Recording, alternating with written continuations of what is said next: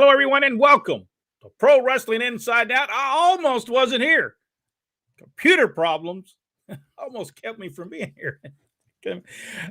Well, we're talking top 100 wrestlers, and I'm going to tell you we're going to do a little different. Rodney, I think we're at number 67. I'm going to start with you, number 67 on the top 100 list. Oh, you do so very dangerously because after mine, you can't follow it. I mean, let's just be honest. Tonight, my number 67 is I like to make them suffer. Suffer. Mr. Fuji is my number 67. This guy was over, I think, everywhere he went. He could also serve up a great dog as well, from what I understand. He could prepare it. He could prepare it like no other and serve it up delicious, I hear. I don't think I want to sample, but there you go. But Mr. Fuji, big in the Southeast, Eastern, that's the Northern Division. Also huge in the Carolinas, and then of course the legendary status he took in with the WWE. Just fantastic. Mr. Fuji, yeah, I believe he did. That's the story they said that he cooked somebody's dog. I don't know if that's true or not. I don't know. I don't even think Mr. Fuji was that sick. What do y'all think? I would say water rib. That's what I have to say. What a joke! I don't think he killed somebody's dog. I think he just found it on the side of the road. This happened in Knoxville, right? That's what I understand. Yeah, I think it did. Yes, I think it. I can't remember who it was. You remember the story, Jack? Who it was that he did? I remember the story, but I don't remember who he did it to. I'm trying, if you're wondering what I'm trying to do, folks, is I'm over here looking because I have my list here, but I've kind of forgot who I had on it. That's kind of sad. It's been posted all week.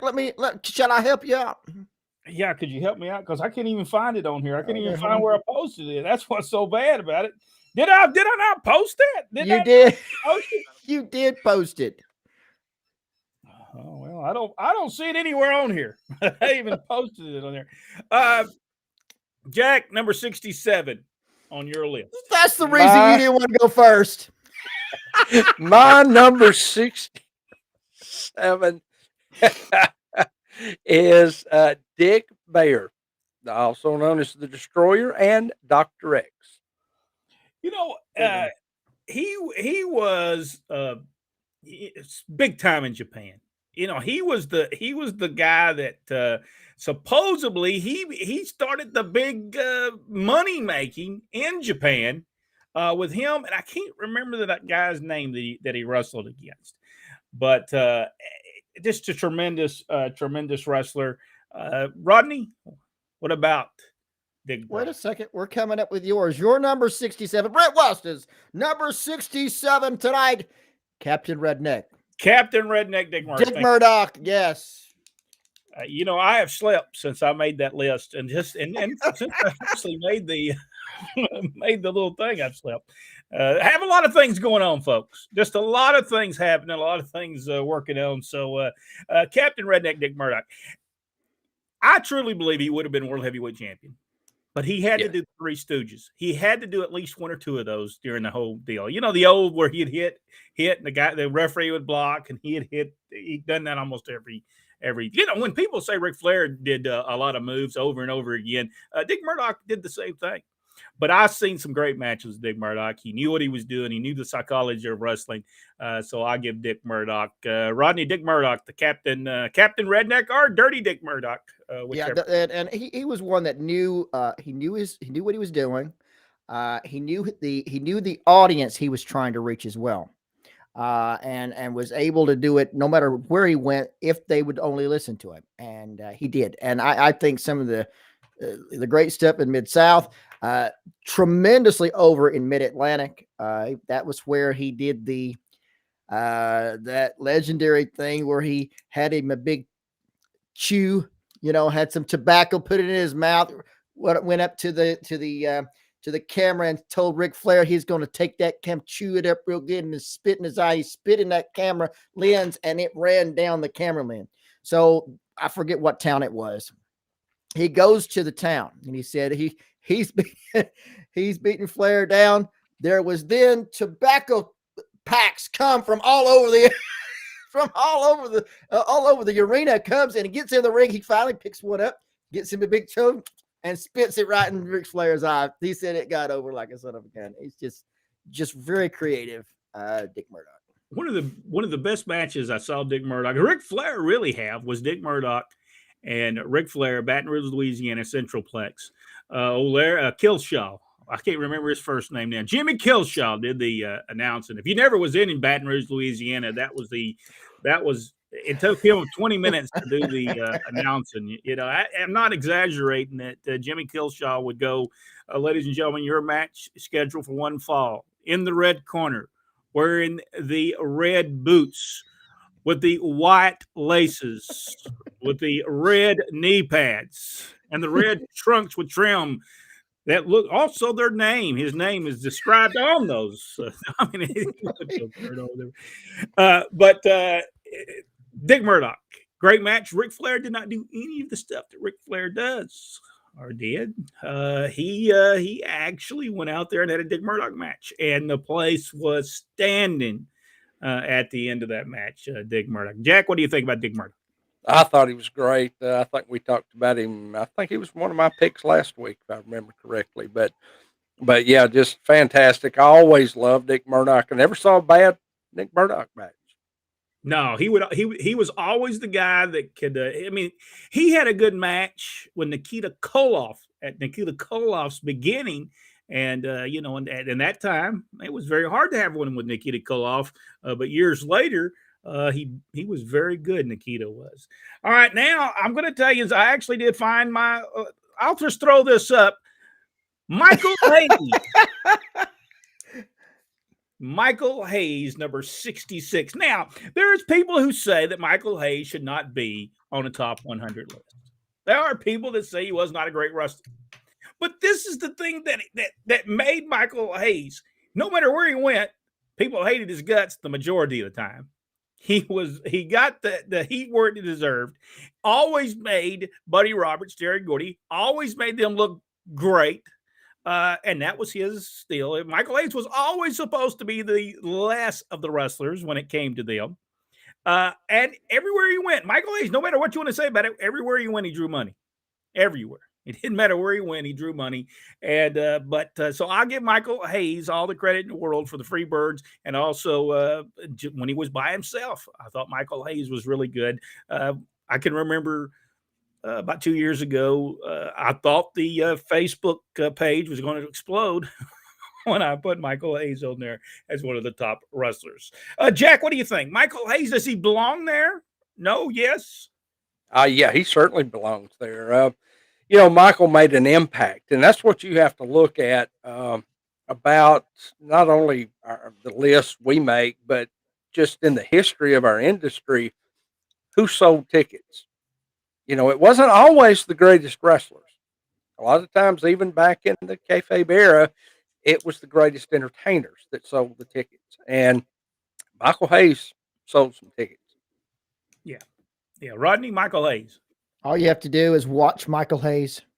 That is all out energy from beginning to end.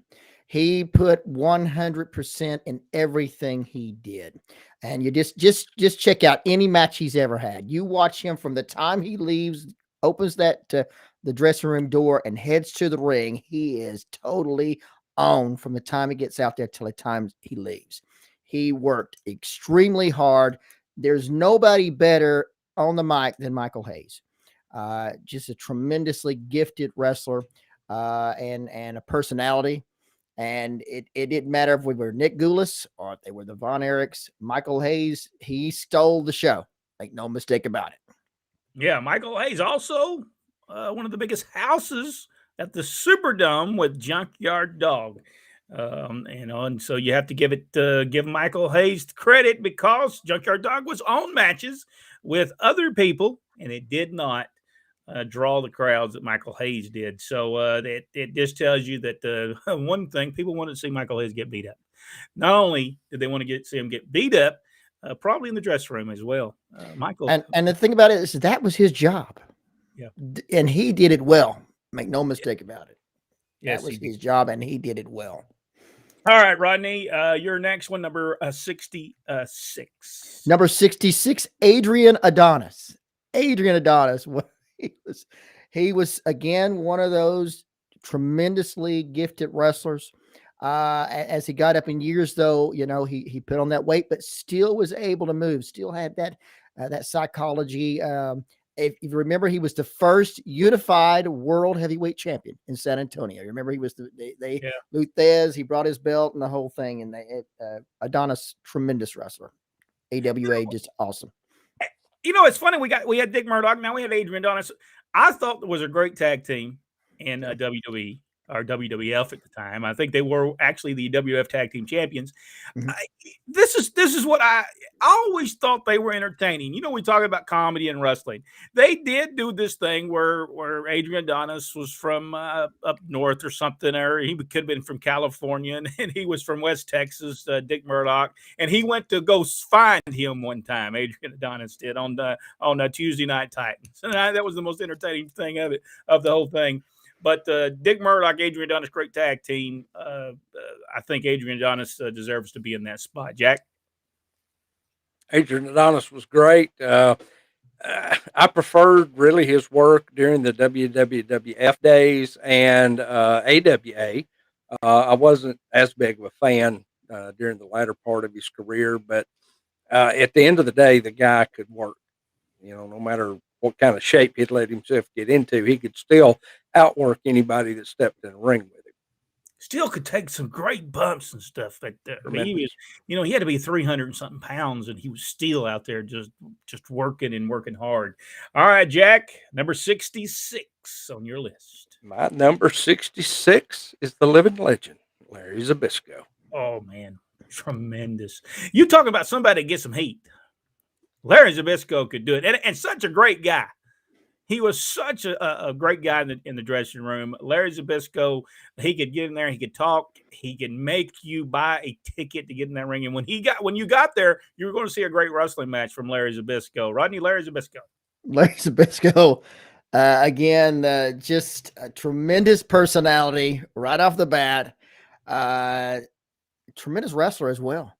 No matter where he went, again, he was the center of attraction. It didn't take long for you to understand what Larry Zbyszko was doing, and that was the sign, or I think the marks of a great professional, and that's exactly what he was.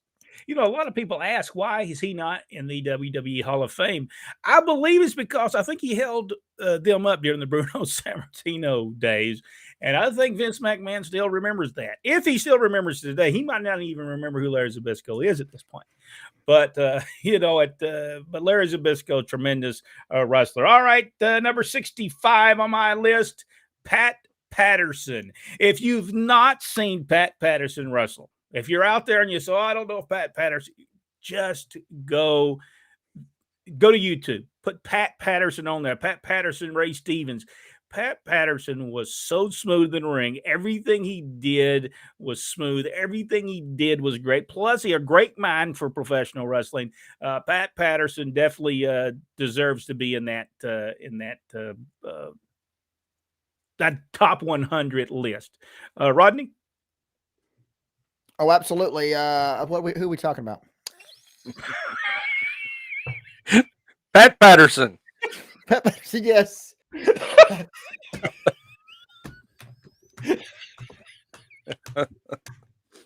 I tell you what, we should have just took the night off. I didn't even remember mine. You didn't even know. I fell asleep while you were discussing Pat Patterson. No, I'm sorry. Actually, I was reading that Kevin Penley thinks that Larry Zbyszko was inducted in the WWE Hall of Fame. But yeah, Pat Patterson, great wrestler. Well, that's what Kevin Penley said. We have to take what Kevin says because we don't nearly know. But yeah, Pat Patterson, tremendous wrestler. Probably, I think, more so known for his teaming with Ray Stevens, and then later on, when he got behind the scenes, was nothing but gold. Pat Patterson held a lot of stuff, held the company together for a long time. Let's just be honest. just tremendously intelligent and knew the wrestling business, no doubt. All right, Rodney. Oh, The yes, next mine person on is your coming. list. Mine is, I think I wish he would have come to Georgia because I think he would have done great. I'm talking about Greg Valentine. We saw what tremendous reactions and success that he had with Jim Crockett Promotions. I believe that if it wasn't that, if Flair would not have been there, I think it would have been Greg Valentine to be the world champion. He's a tremendous wrestler. The class, when you saw him, he looked like a star. The technique, although kind of slow, as Ole said, you only have one gear, but that gear was perfect. It was absolutely perfect because it's not how you begin, it's how you end. And Valentine always ended strong. Yeah, we've talked about Greg Valentine before. I don't know that we can say anything more about him. He's just he was a machine, Jack. Well, let's not forget that long before T-shirts and stuff like that became popular, one of the most iconic shirts you would ever see in any wrestling magazine was Greg the Hammer Valentine wearing the "I broke Wahoo's leg" T-shirt, Yeah. and I have meant to many times over the years recreate that shirt just for here. And let's remember reunion at the county hall. I forgot his name. Andy McDaniel. Can you imagine? He talked about how over Wahoo was in the Mid Atlantic. Can you imagine how that was? What kind of response that got when Wahoo got back to go against Greg Valentine? Tremendous. All right, Jack. Number 65 on your list. My number 65 is Dick the Bruiser. Dick the Bruiser. I didn't see much of Dick the Bruiser, so I can't really make a lot of somebody. He probably didn't make my list, but huge star back in the beginnings of really the television days. He was a huge star. So yeah, Dick the Bruiser, Rodney Dick the Bruiser. Yeah, WWA, and I didn't really know the Bruiser. We heard about him in Georgia and wherever we were at, but we never saw him. For whatever reason, never made it this way. But let's just be honest. When he was huge in Mid America, Midwest, Chicago, Indianapolis, just a huge star. And all you had to do is go back. There's some great videos of WWA, and he was the star, and you could tell he was the star. That was who people paid to see. The world's most dangerous wrestler, the Bruiser. Yep, huge star. And here is his son-in-law, Scott Romer, has written a book called When It Was, My Life on Both Sides of the Camera by Scott Romer. And it's available on Amazon. But he details a lot of his life and, with Dick and the things that he went through. Scott also worked as a manager for him. I think as Saul Crinchman, I believe was the name he used. So, if you want to know more about Dick the Bruiser, pick that book up too. All right, available on Amazon, right? Yep. What was the name of it again? When It Was. When It Was. That's very easy to remember on Amazon. Yep. Hey, you might be able to go ahead and get that order to that and get it for your wrestling fan before Christmas. Maybe. I mean, sometimes you probably want to send it UPS. It's usually the United States Postal Service a little slow. All right, there was a great match. There was a great match that you can find with I think it's Ray Stevens, Nick Bockwinkel against the Bruiser and the Crusher from Chicago. Check that thing out. And before we go any farther, Larry Zbyszko was inducted into the WWE Hall of Fame in 2015. Well, I did not know this. But that was an interesting conversation. All right, here we go. Brian Young. Good evening, guys. Good evening to you. Jason Mundy. Hello, everyone. I hope everyone is well. Hi. All made it through tornadoes. Man, that was horrible. That was horrible to see. Dr. Philbo Grice. Hello from parts unknown near Dothan, Alabama. Rick Brooks asks us how everything's going. It's going okay. We're all getting a little old and we can't remember nothing. But other than that, we're doing tremendous. I mean, it was just Monday or Tuesday of last week. I did a graphic for my next 3 top 100 wrestlers and didn't even remember who they were. Let's be honest now. Let's clear through some of the garbage here, Brent West. You're not thinking about this show here tonight at all. You're not even considering it. All you're thinking about is this Friday jumping on the cruise ship that we heard over and over. I'm going to be eating it. I think there's 42 different restaurants on there. I'm going to be eating at all of them. I'll take pictures of my food and I'll send them to you. Brent West to be the easiest one to see because when he gets on the ship, all he will have is a fork in his hand. That's right. Yeah, the old Mardi Gras. Getting on the old Mardi Gras, Carnival Mardi Gras on actually get on there Saturday. And looking forward to it. Michael Barr is with us from Southeast Alabama. Glenn Allen Shelton, hi from Tennessee. Jason Mundy of Fuji Vice. A great wrestler before manager. Paul Hatchett, before y'all start, rest in peace, Jimmy Rave. Yes, he passed away. I understand that he had some major issues throughout the last couple of years anyway. Yeah, he had lost his left arm, had to be amputated earlier this year, and then lost both of his legs here just a few months ago. He'd been in some pretty serious health issues for a while. Yeah, that's sad. Still good guy. He had his issues, like we all do.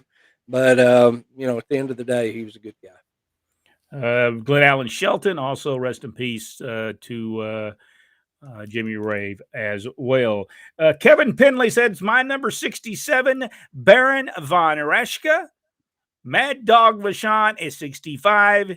And I would say, Baron Von Raschke, number 67, 66, Mad Dog Vachon, 65, Jerry Stubbs. I agree with all of those people. And we talked about them all on here. Brian Young, his 67 was Jimmy Garvin, pre-steroids. Did he do steroids?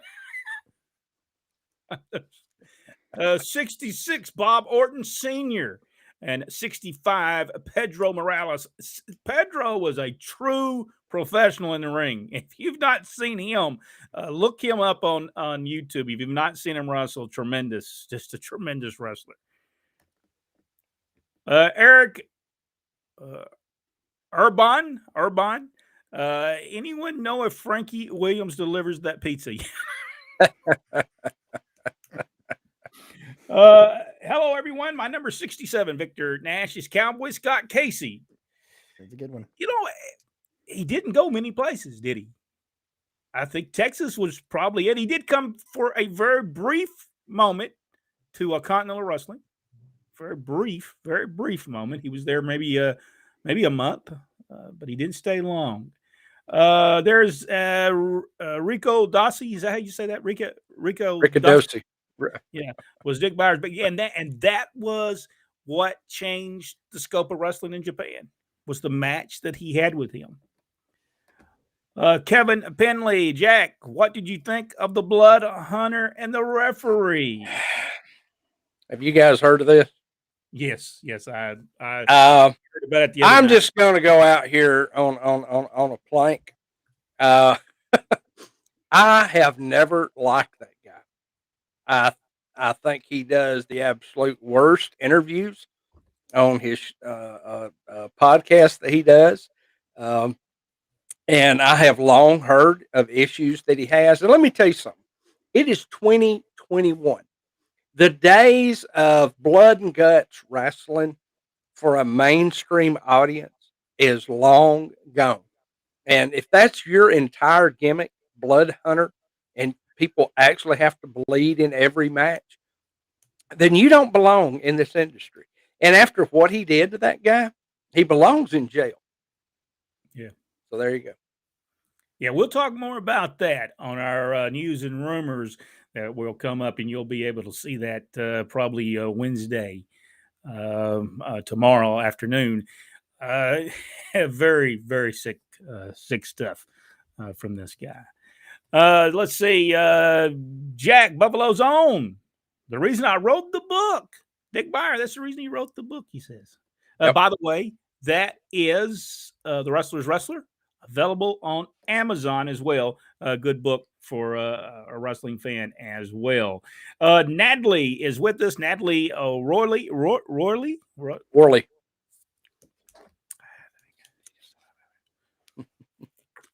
Hello, Natalie. Charles is with us. Charles is number 67, Bobby Shane. Tremendous wrestler, tremendous mind in professional wrestling. Don't y'all agree? Yes. By the way, and we'll talk about this on our news and rumors. So look for it on Wednesday afternoon. We'll talk a little about Kevin Sullivan. He had something to do, somewhat to do with the problem with the referee and everything. Not that he had something to do with it personally, but he did say something that was kind of Rodney will find it very interesting. What was it because of laying with the leopards? Did he steal the third eye? Did the tree of woe burst into flames?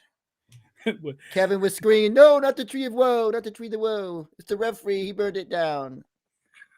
Murdoch is much higher on my list. Victor Nash said Murdoch. He's a tremendous wrestler. Sorry, my mind not on wrestling right now is Glenn Allen Shelton. Prayers to Ricochet in his hometown. Oh, was he from Mayfield, Kentucky?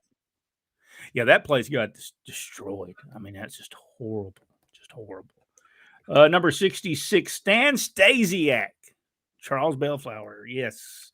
Man, the man.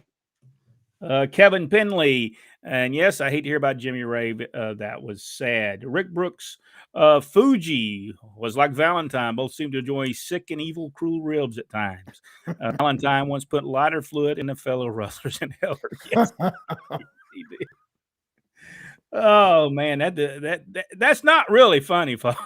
I mean, it really ain't. You can kill somebody doing that. Dr. Philbo Grice. I watched some old Kevin Sullivan in Continental Championship Wrestling back in the 80s. He was doing his crazy talk then. Did no one tell him he sounded stupid? Yes. Yes. Well, I did. Not to his face, but I knew it was sounding stupid. He did a lot of things back in those days that would even made her father mad because he'd do stuff directly in front of the referee, and then you couldn't disqualify him because it wasn't the finish. And you couldn't screw it up. And he said, this makes no sense. Makes no sense. You can't do all that stuff. And then he said, it just makes no sense. He said, you're doing everything in front of me. And did not like that at all. Stan Henson is my number 67. Michael Hayes, he's put it AHAZ. Was over in Georgia. Yes, he was. There was times where Michael was in. He would be right. That's what I was about to say. He was about right. He was in a haze many nights. Hey, by the way, if you've not watched the latest Freebird, I think it's part 10. Maybe I think it is part 10. Go watch that because in the middle of that, it actually shows Michael Hayes using the F word on television. So, and this is Georgia Championship Wrestling 1982. And the way that Gordon Soley looks at him is priceless. It's just priceless. But it's available for you to go watch right now on our YouTube channel, Pro Wrestling Inside and Out. Good evening, fellows, from Richard Hood. Kevin Penley. Only Freebird I have on my list is Terry Gordy. Terry Gordy is on my list. Facebook Live is freezing up here. If it was anything like my computer, I can see why it froze up. I'm having problems right now. I'm not even getting the full strength on this one. Number 65, Barry Windham. Barry Windham, tremendous wrestler. Very good. It was really good wrestler. Gordy could work. Gordy could work any team with anyone. Yes. Terry was so good. Let's see. Larry Z was great. Jason Mundy. Michael Barr. I get heat here. I'm not even in wrestling anymore. Anyone have a reason that you get heat? I don't know. I don't know where you get some heat. Why does you get heat, Jack? It's wintertime and heat's needed. I think he has a lighter. I think he's got a. There you go. Dad used to tell people. He used to say you couldn't even get heat if you had a lighter. You mean to people sometimes. Kevin Penley, I think Larry Z is the WF. He said he was. I did not know that he was. Dr. Philbo Grice watched some AEW last week. I'm not familiar with the talent, but the show was decent. Richard Lee Morgan, Pat Patterson against Bob Backlund steel cage match. Tremendous stuff. Tremendous stuff for Pat Patterson. Ole Anderson on my list. Superstar Billy Graham and Terry Taylor. Jerry Lawler and Jack Briscoe. I think that's Jerry and Jack Briscoe, maybe. I don't know that Terry Taylor's made my list. I don't know about that. I don't know. Rodney, he may or may not have made his list. Let me see. Wait. He did make a list. It's just not the one we're talking about. And for whatever reason, it said hits on there and it's misspelled. The letter's been scrambled. I never thought he was that bad. I thought he had a horrible attitude, but I didn't think he was a bad. Did you hear those interviews, Brent? The interviews wasn't any good. Okay, the interviews wasn't any good, but I thought his wrestling wasn't too bad. He did. He was always a good time to go to the restroom or to the concession stand. Now I liked what he did in Mid-South. I thought he had good matches there. Now, by the time he got to WCW, that thought was long gone. Pat Patterson, when they turned him in Mid-South Wrestling, or I guess it was UWF, I thought he tried to be Ric Flair was just horrible. Pat Patterson, a great ring technician, as it was once called. The first IC champion, Pat Patterson, first IC champion. He won that in Rio de Janeiro. Hey, the belts have been won and lost there many times. It's just incredible place. Have you ever been to Rio? There's still a lot of stuff there. Joke, y'all. Not politically correct people can just kiss my ask Rodney. The figure four leg lock from Richard Lee Morgan, Greg the Hammer Valentine. I broke Wahoo's leg, the hammer. Larry Z was inducted in 2015, which I did not know. I did not know he had been. Richard Lee, he did. You remember the dog color match against Piper? Now, the match itself was kind of anticlimactic at the end, but the match itself was brutal. Yep. That's the reason that they couldn't do anymore at the end, because they beat each other to death. Mickey Mayfield. Best they can do. My three this week are all the Freebirds. There you go. Tully Blanchard, number 65. I believe Tully Blanchard is way later on my list. Richard Hood. I thought, I'm going to be honest with you. When we were doing the World Championship Wrestling Review, I thought Tully Blanchard was better than anybody on that show, including Ric Flair. He really shined like no other. And he was on top of his game when it came to the interviews, became in the ring. There was no better than Tully Blanchard. Eric Dawson said, I'm going to make a shirt that says I didn't break Wahoo's leg. Terrence, where are you? What part of the whereabouts do you proclaim to be from? Greg Valentine shoot interviews are great too. Yeah, I enjoyed those, and they're a little bit. He got that. He just real slow and tells you monotone. Yeah. Now, if you're needing to, you can't sleep, listen to his interviews. It'll do that. And Terry Taylor, you'll be able to go to sleep. Stories are great. Presentation. Has anyone here seen Jack in the Ring? I have. Dick the Bruiser was David Letterman's favorite wrestler. He was from Indianapolis, right? David Letterman. I think so. Because he also somehow knew Bobby Heenan. And could it be that they went to school together? I can't remember exactly how he knew Bobby Heenan. Okay, Kevin says this is the reason Bruiser was big in the WA because he owned it. But he was big before he owned that. He was huge in the AWA also. Yeah. He was huge. Was it California? Didn't he go to California some? I think so. So yeah, he was a huge draw.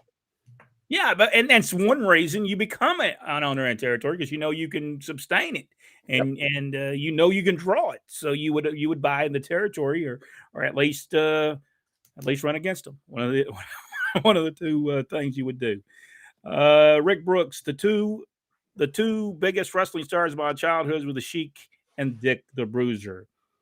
Let's see. That was something to see when they had the Sheik and Bruiser in the ring at the same time. It was that people, when Dick the Bruiser would go after the Sheik and the Sheik would run, that place would explode. Yes. Scott Casey was misused by the WWF. He was in the WWF? Very short time. Did he? Was that the short time like he was in Continental? He just was there. And I think it was pretty brief. Man, that's horrible. Steve Windsor, Wishner, Monday night, once a month, Madison Square Garden, 78's main event wrestling. Yes. Mr. Fuji, 70s salt tosser. Y'all ever seen the video where he's throwing this salt and the little old lady goes up there and gets it off the mat? Have y'all ever seen that? Yes. You got to see it. But just put Mr. Is it where he dropped it and he was trying to pick it up? And she I don't know. I just remember her jumping in there and she's getting all of it out there so he couldn't pick it up and throw it. It was just tremendous. Steve, Heart Punch 68, Lariat Hansen 67. Is he talking about Stan Stasiak? Probably. Yeah. Wyndham should be in the top 10. And I think Barry Windham was in my top, maybe top 20. I'm not for sure. Like I said, I don't try to go through it.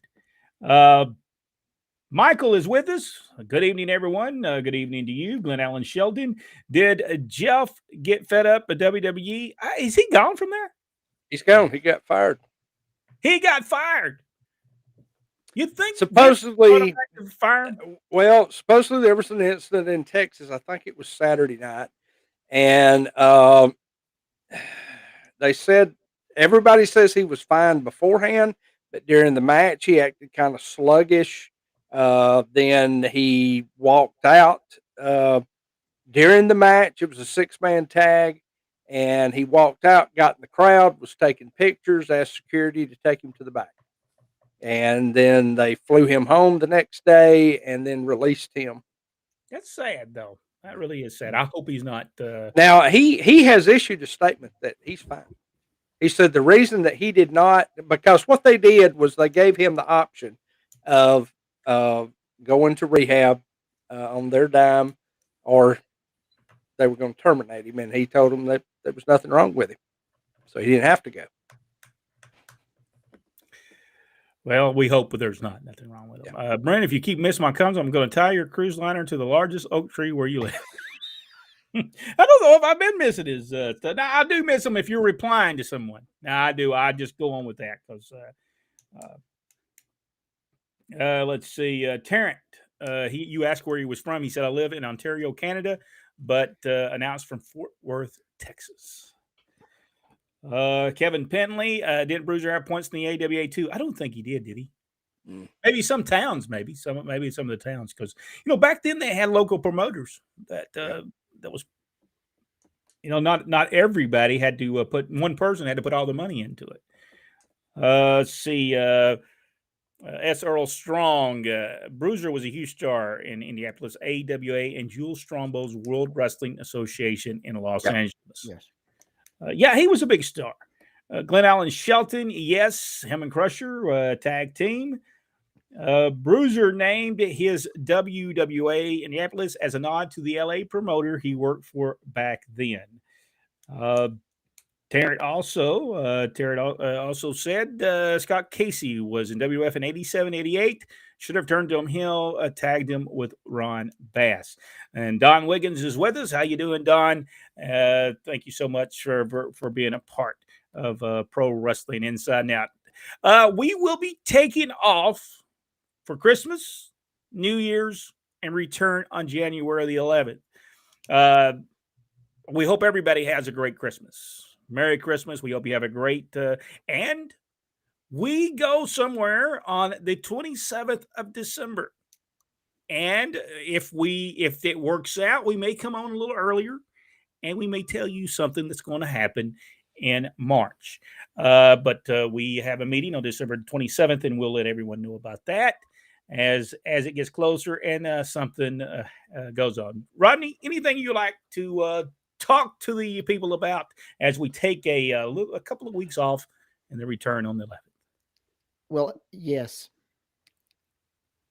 As you will know, I hate to be right, all the time, but it's just a curse that I have. I predicted that they would add yet another match to the WWE match.